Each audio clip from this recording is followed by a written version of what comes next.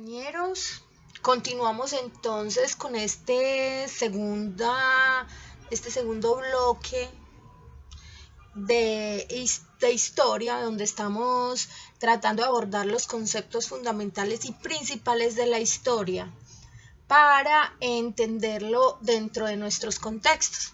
Esa es la idea de todo este curso virtual. Entonces ven en la diapositiva que dice positivismo e historicismo, métodos y problemas teóricos.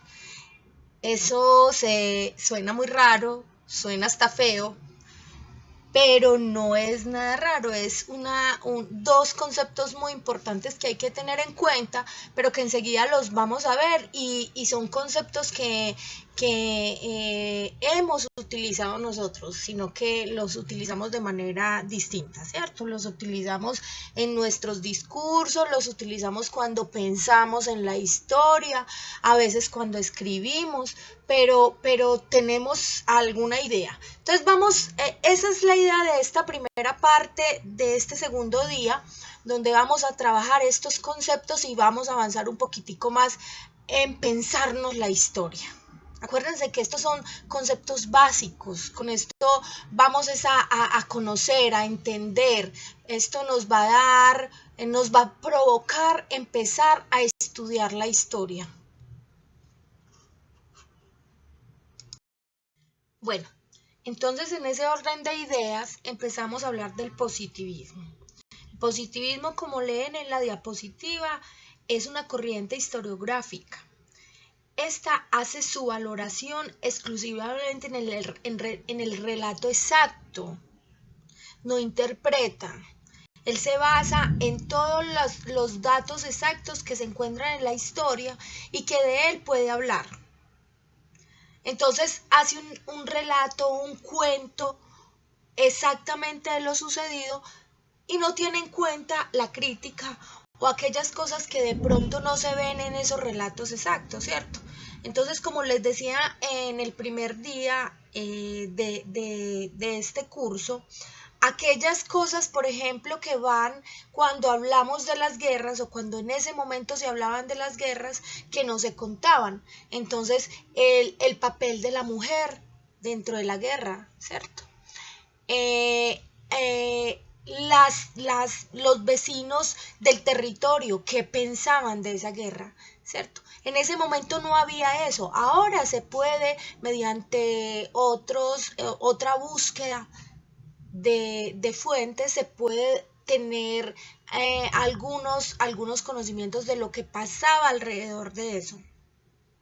Pero además de que en el momento del positivismo que nace pues en Francia, con relación a partir de esas revoluciones liberales, de la caída del imperio de Napoleón y la caída del imperio de Napoleón y que conlleva a nuevos pensamientos y nuevas maneras de interpretar el mundo, ellos empiezan a pensarse que se necesitan entonces para interpretar este mundo social, se necesitan leyes que puedan dar fe de lo que se está diciendo, porque si no se diría, si no se tienen esas leyes, no fuera confiable la información. El historiador no tendría, no sería objetivo, que es a donde quisieran llegar los positivistas. Ellos quieren decir que todo tiene que ser objetivo y demostrado, y si no se demuestra, no tiene razón de ser en la historia. ¿Qué ha pasado con esto? Que a la par del positivismo empieza a pensarse qué significa entonces el historicismo. Para eso vamos, ¿cierto? Para esos conceptos, a diferenciarlos un poquito, nacen en el mismo momento, en el siglo XIX, cuando todo estaba cambiando, cuando había nuevos pensamientos y nuevas posturas políticas. Nacen en el mismo momento, pero son distintos, son corrientes distintas que abordan la historia de manera distinta. Vamos entonces a trabajar eso en la segunda diapositiva. En esta diapositiva entonces resumimos lo que significa el positivismo, de dónde surge, quién es el padre, como lo dice ahí, del positivismo, Auguste Comte.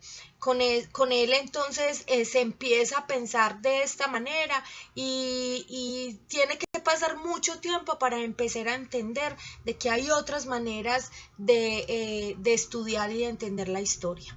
Esto es muy importante, estos dos corrientes historiográficas son muy importantes, compañeros, porque estamos viendo que es el siglo XIX, que se viene de un cambio de paradigmas. Entonces esta es una propuesta que cala y que inclusive podemos decir que cala hasta ahora.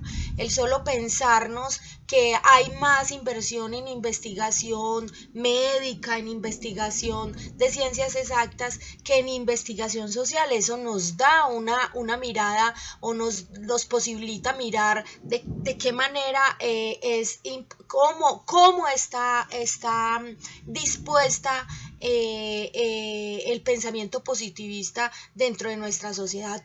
Hay eso, todavía hay. Eso igual ha venido cambiando y se ha mirado y se ha venido mirando la historia y las otras ciencias sociales de una manera un poco más amplia y recogiendo concepciones, por ejemplo, como la que vamos a ver enseguida sobre el historicismo. Entonces, continuemos con las diapositivas y vamos entonces pensándonos esto, que esto lo vamos a hablar más adelante, después lo vamos a recoger en todo el curso. Y vamos entonces a retomarlo después dentro de nuestros análisis que vamos a hacer en este curso. Bueno, entonces, ¿qué es el historicismo? El historicismo, como dice la diapositiva, es una corriente historiográfica que también surge en Alemania contemporáneamente con el positivismo. ¿Qué hace el historicismo? Entonces esta reflexión ahí dice, la historia no son solamente datos exactos, ¿cierto? No es solamente contar, no es solamente decir qué pasó ahí, ¿cierto? Eso necesita otras cosas, necesita específicamente dos cosas. La primera, el contexto. ¿Qué es el contexto? Aquellos factores que intervienen en un hecho específico. Eso es el contexto. Entonces, el contexto, como para ese hecho específico necesita estar inserto en un contexto. Entonces estos contextos no necesariamente son exactos, ¿cierto? Entonces, ¿qué está pasando en ese momento en el país? ¿Qué fue el hecho fundamental que pasó? Vamos a hablar, por ejemplo, de la UP. ¿Qué estaba pasando en el país? ¿Qué había pasado antes? ¿Cuál fue el surgimiento de la UP y por qué surgió? ¿Cierto? Eso es un ejemplo específico de un contexto. Y la segunda parte que se necesita y que decían los estudiosos del historicismo, decía, lo otro es el análisis. Los datos sin análisis son simplemente datos, ¿cierto? Entonces usted, a partir del contexto, a partir de lo que ve y los datos precisos del hecho concreto, usted hace un análisis y ese análisis habla. Esa es la historia y de eso parte, porque estamos hablando que son corrientes que han venido aportándole a la historia y a las ciencias sociales dentro de un proceso. Entonces, esa es la diferencia. Mientras el historicismo no cree que todo se sepa en la historia, no cree en la objetividad, el positivista sí cree que se pueda conocer la verdad. Y casi que para eso, como dice en este momento en la diapositiva, casi que para eso tiene que inventar, ¿cierto? Y tiene que inventarse una cantidad de cosas. Entonces, que habían 1000 hombres cuando eran solamente 100, cuando habían personas así, por ejemplo, dicen los positivistas, cuando en las guerras habían personas esperando a los libertadores.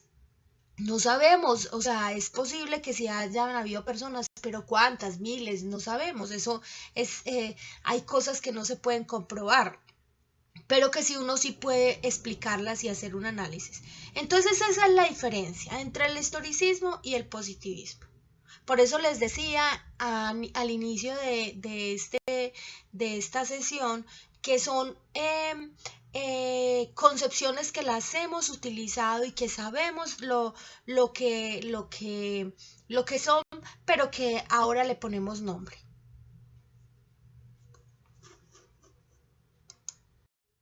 Las fotos, las canciones, los documentos escritos, los videos, todos son fuentes para el historiador. Y son fuentes subjetivas, porque uno a partir de esta foto, por ejemplo, podría pensar muchas cosas, ¿cierto? Ahí es donde algunos critican de que la historia es subjetiva. Puede que sí sea subjetiva, es posible que sea subjetiva, pero como les decía, también es objetiva. ¿Por qué es objetiva? Porque parte de un hecho concreto. Eso pasó. Esta foto que están viendo es real. Esa foto fue tomada realmente en un momento específico. Pero es subjetiva, ¿por qué? Porque podemos ver otros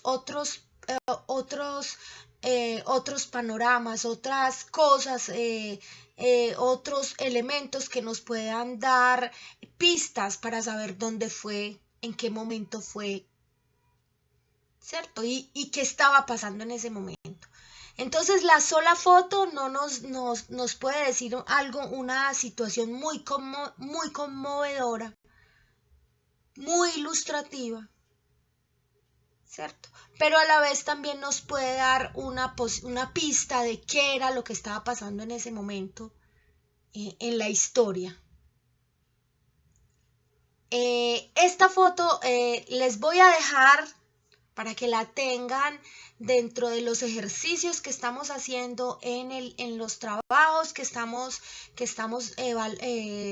presentando para este curso, para que hagamos un análisis de esta foto, para que digamos qué está pasando y me digan cuál es el contexto. ¿Qué es el contexto de esa foto? Ahí se las dejo, compañeros. Bueno, y los problemas teóricos de la historia entonces están relacionados con la objetividad y la subjetividad. Conceptos que ya hemos venido trabajando, conceptos que hemos venido explicando, diciendo, por ejemplo, que en el conocimiento no solamente está inserto lo objetivo, sino que el conocimiento siempre necesita de aquellos procedimientos mentales que no son totalmente comprobados, pero que son subjetivos y que están dentro de unas prácticas, están dentro de unos contextos reales, ¿cierto? Que se pueden obtener por medio de unos datos, pero que si estos datos no se llevan a un análisis y se ponen en un contexto, entonces estos datos no tienen ningún proceso, ¿cierto? Ahí es donde viene el análisis de la historia, que es el proceso que va dando la historia para poder dar cuenta de manera objetiva y subjetiva de la realidad. Entonces estos problemas teóricos se han venido dilucidando a partir, el tiempo los ha venido dilucidando y ha venido diciendo que dentro de la realidad las concepciones, esos problemas teóricos se necesita tanto de la objetividad, de los datos, de aquella exactitud de esos factores, como de la subjetividad, como del contexto, como el de la lectura de las particularidades y de las individualidades que hacen historia, porque se unen, porque somos seres que no podemos vivir solos, ¿cierto? Porque somos seres sociales y hacemos historia cuando todos estos concepciones subjetivas, cuando todos estos hechos históricos, cuando todos estos momentos de la historia empiezan a verse a partir de poner estos elementos en un contexto y analizarlos y saber de qué manera nosotros estamos ahí insertos. A eso vamos, a eso va la historia a medida de que va avanzando en su proceso de análisis, en su proceso de ciencia social.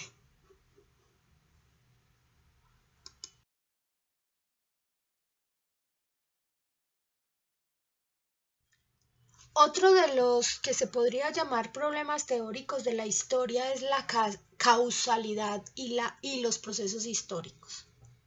Entonces son dos conceptos muy importantes, muy interesantes de entender.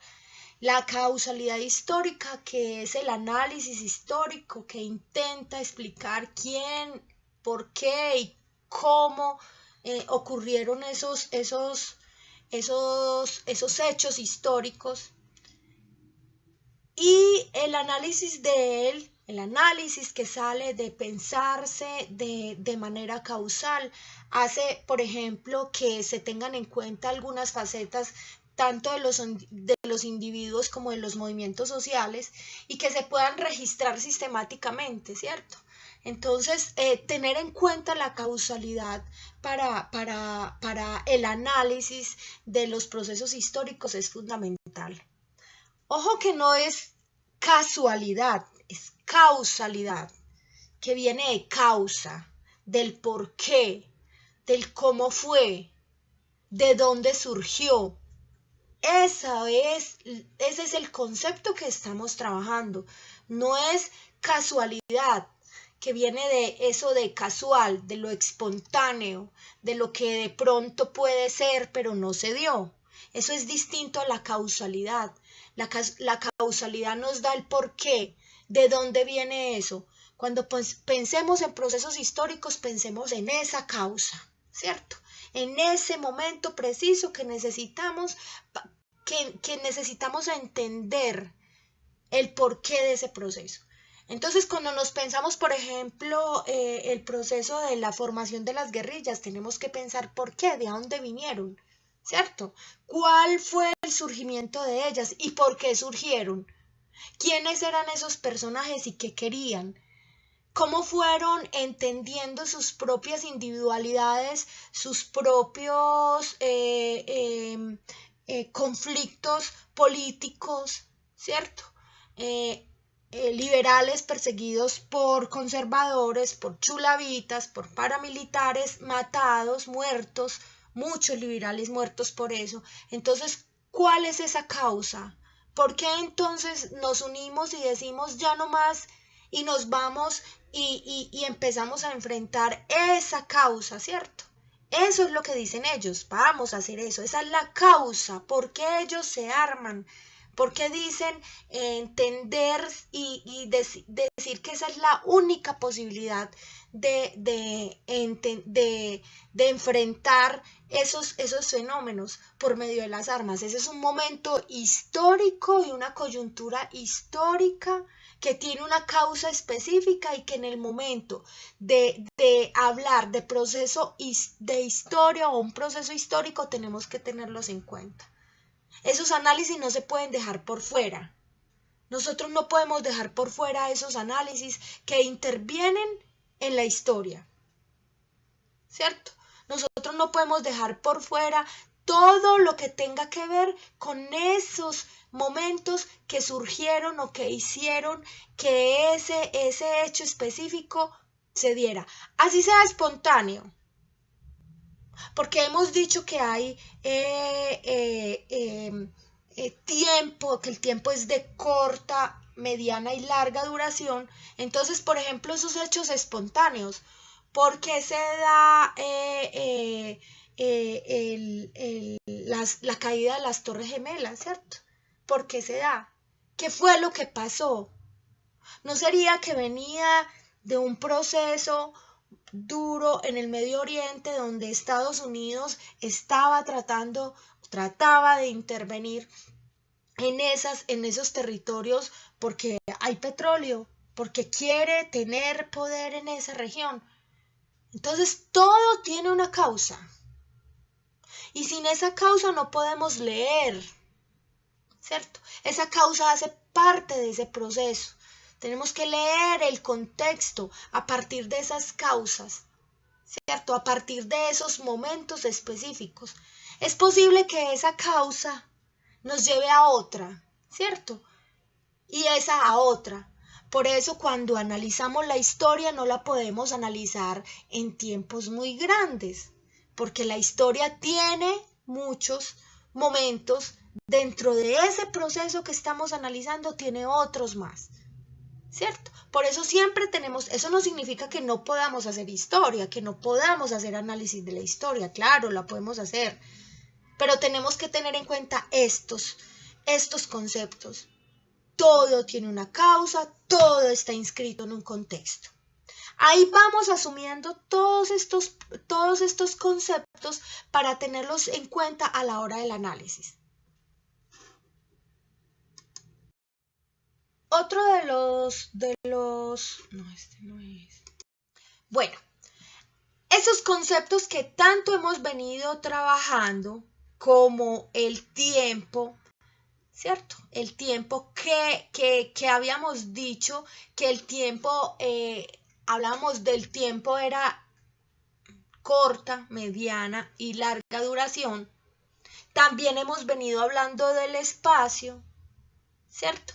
Y todos estos conceptos que trabajamos en las diapositivas anteriores. Entonces, aquí venimos a tomarlos porque vamos a hablar sobre lo que significa la diacronía y la sincronía. También conceptos que hemos trabajado, pero aquí le ponen nombre, ¿cierto? Entonces, vemos pues que el espacio es el espacio geográfico. No es solamente ese espacio donde estamos, donde vivimos, donde es nuestro territorio, sino que es un espacio que está relacionado con el hombre y que el hombre además lo necesita, lo utiliza y lo transforma, ¿cierto? Que es lo que llamamos el territorio. El territorio tiene muchas cosas. El espacio no es solamente decir el espacio, yo vivo en Medellín, no, ¿qué tiene Medellín? Además de tener un río, el metro, ¿cierto? Las montañas que nos rodean, la industria. Entonces, pero ¿qué más tiene ese espacio? ¿Qué más nos proporciona ese espacio para verlo, ¿cierto? Entonces, por ejemplo, cuando vemos las comunas, cómo se originaron las comunas. Y de ahí, por ejemplo, si queremos analizar el narcotráfico, el microtráfico, ese espacio nos da mucho, nos da contexto, nos da lecturas de lo que queremos hablar. Entonces, es muy importante tener en cuenta el espacio, no solamente como ese espacio geográfico al que detectamos, al que miramos, al que sabemos dónde es. No, el espacio es mucho más que eso, es mirar más allá. Cuando nosotros hablamos de nuestra organización sobre el territorio, estamos hablando de ese espacio, de ese territorio que no solamente es geográfico, sino tiene algo más. Tiene personas, tiene escuelas, niños, pensamientos, creencias, religiones, ¿cierto? Eso hay que tenerlo en cuenta a la hora de hacer un análisis de la historia. El tiempo, que ya lo hablamos en sus diferentes momentos, corto, mediana y larga duración, y estos entonces están relacionados con la diacronía, que estudia la historia como una sucesión de hechos y se acontece con cierto orden, pero que ayuda a entender esas causas, esos momentos. Cuando hablamos de la diacronía es cuando hablamos, por ejemplo, de líneas del tiempo, cuando decimos que en 1789 hubo la Revolución Francesa, pero también fue la entrada a la modernidad, al pensamiento moderno, ¿cierto? Eso son lo que nos dice la diacronía, los momentos precisos en que ocurrieron los hechos, ¿cierto? Pero la sincronía, entonces, son esos hechos históricos que suceden en diferentes lugares en el mismo lapso de tiempo. Entonces, no podemos decir que lo que nos pasa en este momento nos pasa solamente a nosotros, ¿cierto? claro, nos pasa a nosotros porque estamos aquí en ese momento, nos está pasando el hecho concreto, ¿cierto? Pero tampoco podemos negar que en ese momento precisamente están pasando otras cosas en otros momentos, en otros espacios distintos, ¿cierto? Entonces, mientras aquí estamos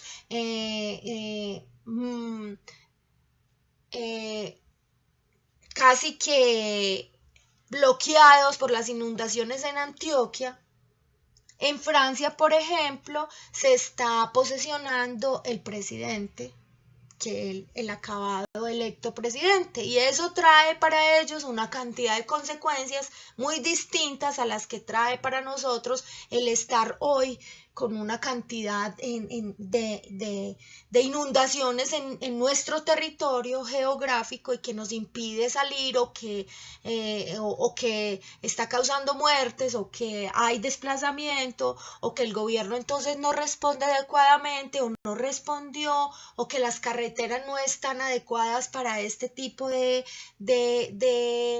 problemas. Todo lo que puede salir de una sola situación pensada en un momento y en un contexto histórico determinado.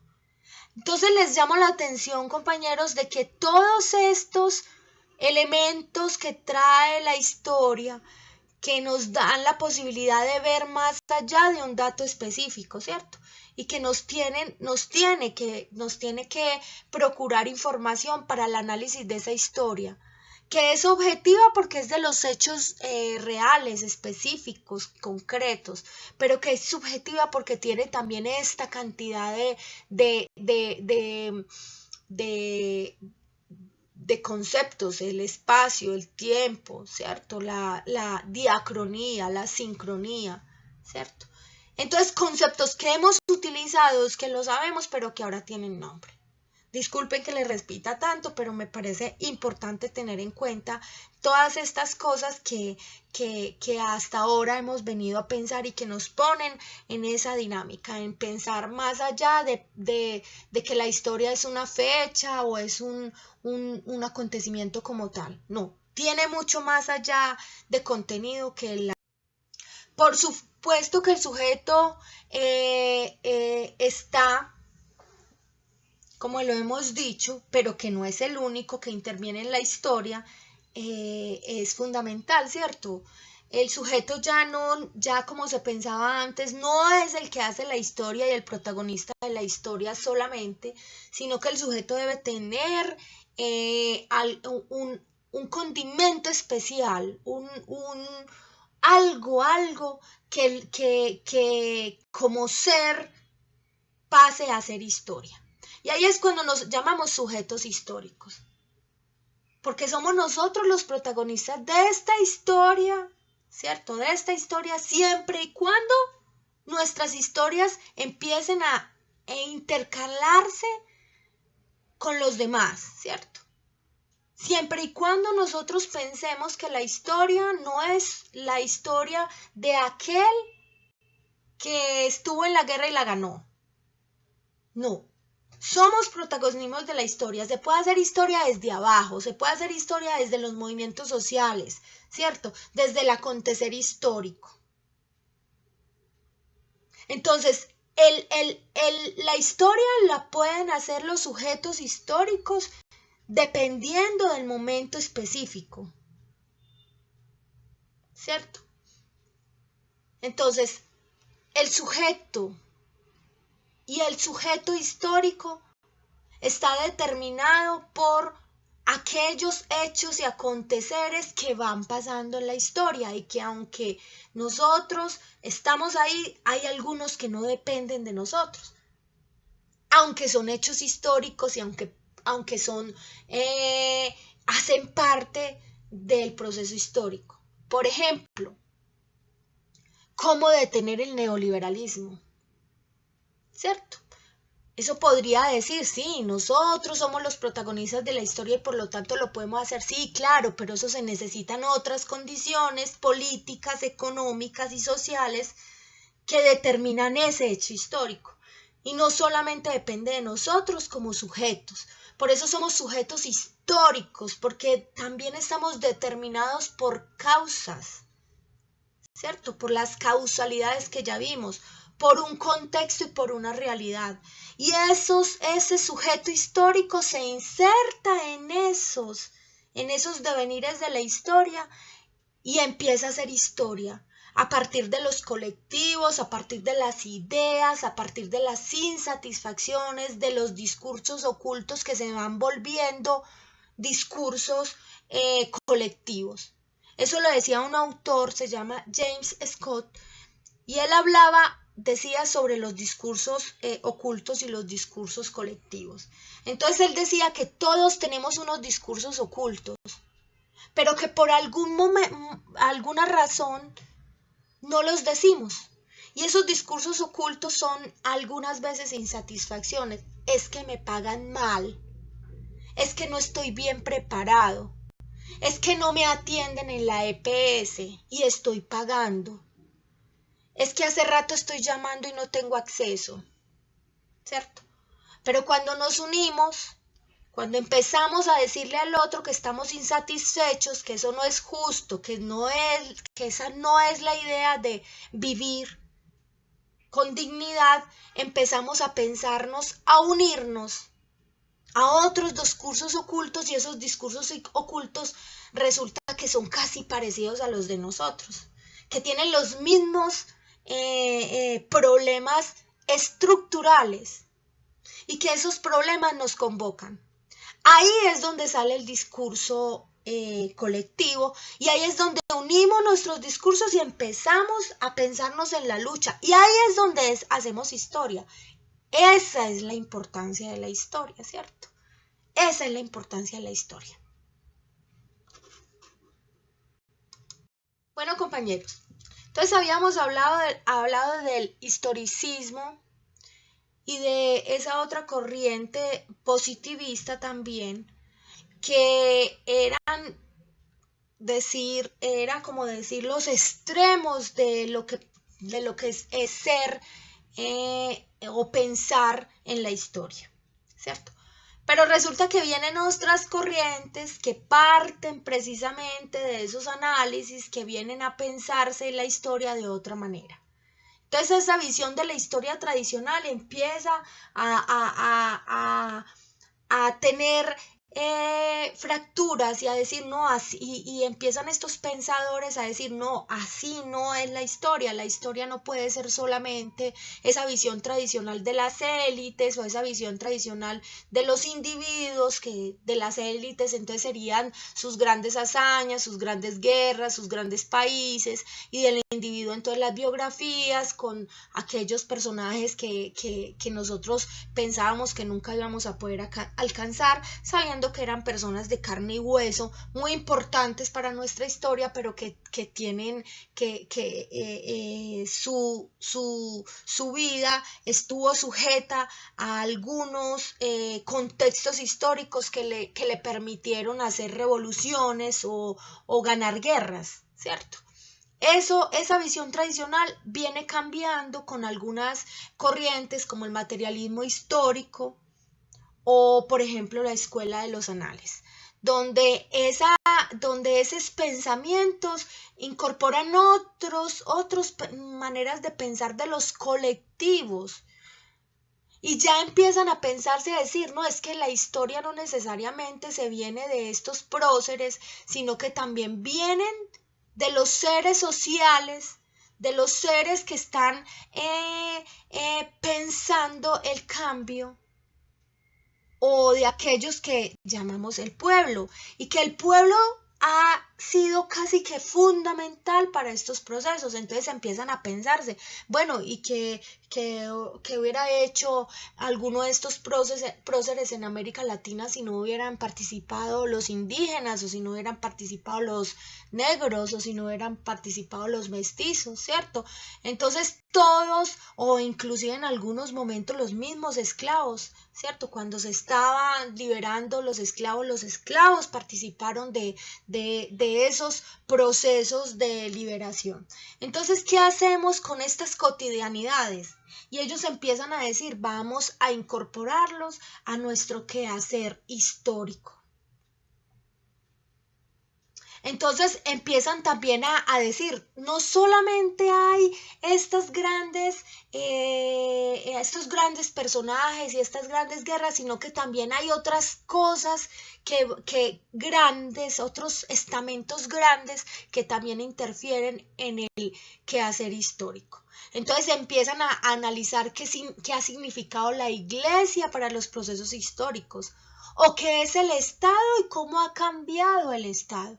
Ya habían unas posturas anteriores, ¿cierto? De que se analiza el Estado y cómo es el Estado o la Iglesia, ya habían posturas anteriores, pero aquí empiezan a incorporar estos elementos al contexto y a decir, supremamente importante que estos elementos se tengan en cuenta a la hora del análisis.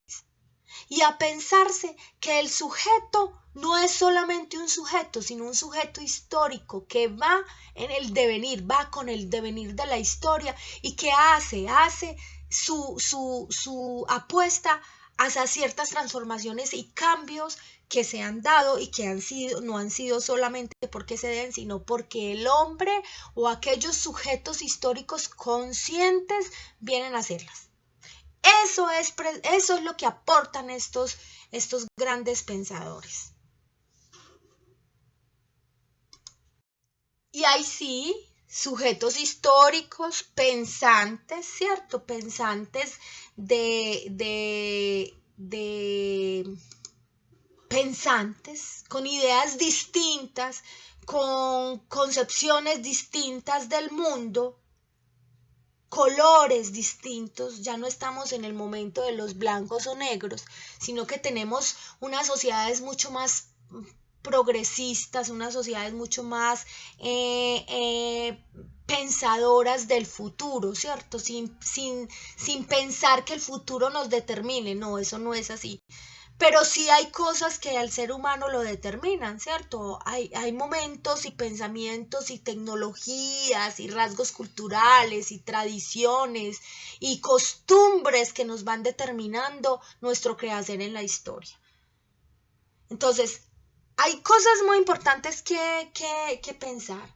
La historia no es determinista, pero la historia sí determina al ser humano, al ser, al hombre, que es más allá, que es pensarse, a ver, ¿cómo les explico? Es pensar más allá de lo que vivimos en el momento. Y les doy otra vez el mismo ejemplo que estamos hablando ahorita, el neoliberalismo. A usted lo determina el neoliberalismo, ¿cierto? Usted puede hacer mucho contra el neoliberalismo, para eso está en el movimiento social, pero usted lo determina los bajos salarios que dentro de las transformaciones neoliberales, de la concepción neoliberal, está inscrita, estamos inscritos, ¿cierto?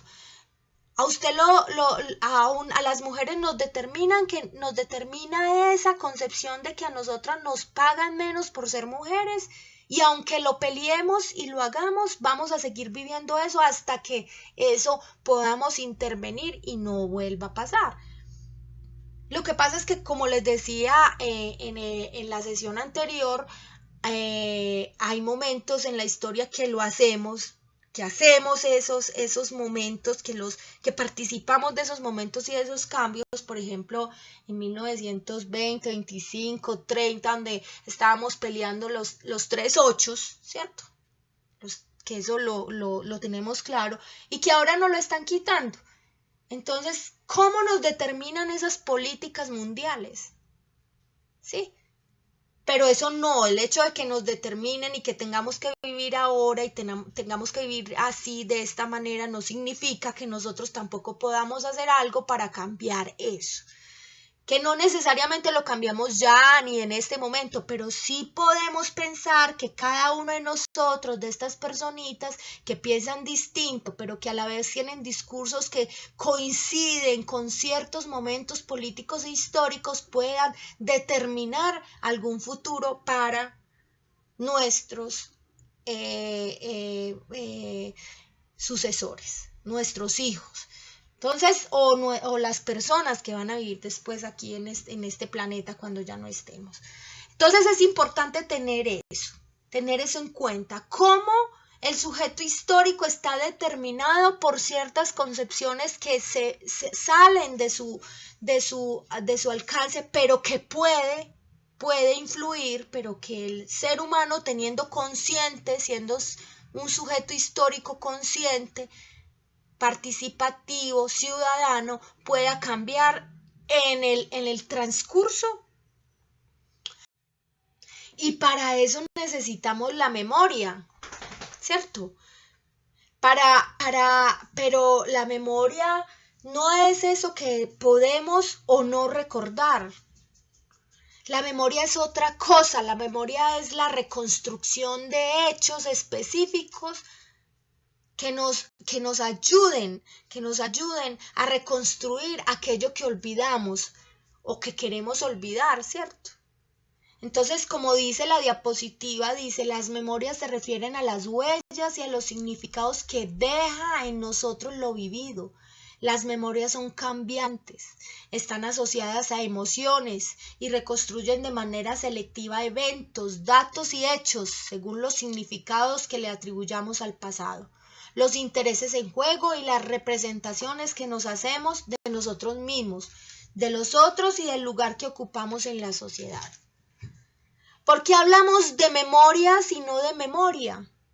Por lo que hemos venido diciendo, porque no somos uno solo, ¿cierto? Porque tenemos varias visiones del mundo, distintas visiones del mundo. Porque las memorias no son aquellas que nos dicen cuáles deben ser, qué debemos recordar. La fecha, el momento, el prócer, no, esa no es la memoria. Ni las memorias. Las memorias son aquellos discursos que cada uno tiene y que recoge y empieza a transportar su vivencia de ese momento y que le puede ayudar a reconstruir de manera positiva su vida. Y no significa no tener en cuenta los momentos históricos, no. Es reconstruir esas memorias para hacer y entender un hecho histórico específico. Por eso vemos tanto que las memorias, no la memoria. Porque todos estamos insertos en ese devenir histórico. Porque cada uno tiene una manera de recordar distinta al otro. Pero entonces ustedes se preguntarán, ¿y entonces de cuál memoria nos pegamos para poder reconstruir? Pongamos un ejemplo, la memoria de las víctimas, ¿cierto? A la memoria de los victimarios. Eso es lo bueno de la historia. ¿Qué hace la historia? Recoge esas memorias y las contrasta. Además que las pone en un contexto y les hace un análisis. Por eso no es subjetiva, porque no es subjetiva, recoge las subjetividades de cada una. Cómo yo viví ese momento específico. Y cómo lo vivió el victimario, por ejemplo. Y cómo el victimario no dice unas cosas que yo sí digo porque las viví y porque él no las quiere decir o no las recuerda. O cómo dice otras cosas que yo no recuerdo y me hacen vivir eso. Y puedo empezar a entender por qué. ¿Por qué pasó eso? ¿De a dónde viene eso? ¿Qué fue lo que causó esa situación específica? Esas son las memorias. Y para eso nos necesitamos todos. Memoria histórica, por lo tanto, es aquella que detecta aquellos cambios y transformaciones y diferencias en los diferentes momentos, ¿cierto? Ella no va con esas temporalidades que hemos venido hablando del reloj, ¿cierto? Esa memoria no va con eso, esa memoria va con el hecho específico y pegado a ese contexto específico que te dice qué está pasando en ese momento. Esa es la memoria histórica y a esa es la que le tenemos que apuntar. Nosotros tenemos que apuntar a esa memoria que recoja nuestros discursos ocultos, nuestra concepción del mundo para ponerla en las particularidades, en esas particularidades colectivas y empezar a hacer esa transformación a partir de hoy. Para eso nos sirve la historia. No es solamente la historia para construir hechos, para decir qué pasó, para hacer el análisis, sí, pero también para transformar. Porque cuando conocemos esa historia, ¿cierto? Cuando sabemos qué pasó, cuando estamos pensando en esa causa específica, cuando tenemos en cuenta al sujeto histórico, al sujeto político, cuando tenemos en cuenta eso, empezamos a reconstruir y nos damos cuenta que la historia no es solamente decirlo y contarlo, sino que hace parte de ese proceso de contarlo, de analizarlo, de interpretarlo y de transformar. Para eso nos sirve la historia. ¿Cierto? Bueno, compañeros, entonces vamos a hacer unas preguntas orientadoras que vamos a dinamizar por aquí, por este espacio. Un espacio que nos propone ver la educación de otra manera, un espacio dinamizador, un espacio en el que tenemos la posibilidad de estudiar, de conocer, de conocer otras posturas del mundo, ¿cierto? A partir de estos procesos educativos de educación virtual. Entonces estas preguntas la idea es mirar estos videos, 2 videitos que les puse, los miran, los analizan y tratan de responder estas preguntas que vamos a ir tratando de responder ya sea en el foro, en el chat, ya miraremos qué dinámica vamos asumiendo, pero la idea es que vamos respondiendo estas preguntas y vamos diciéndonos, pensándonos esto de la historia. Entonces, así quedamos, compañeros. Nos vemos entonces mañana con la tercera sesión.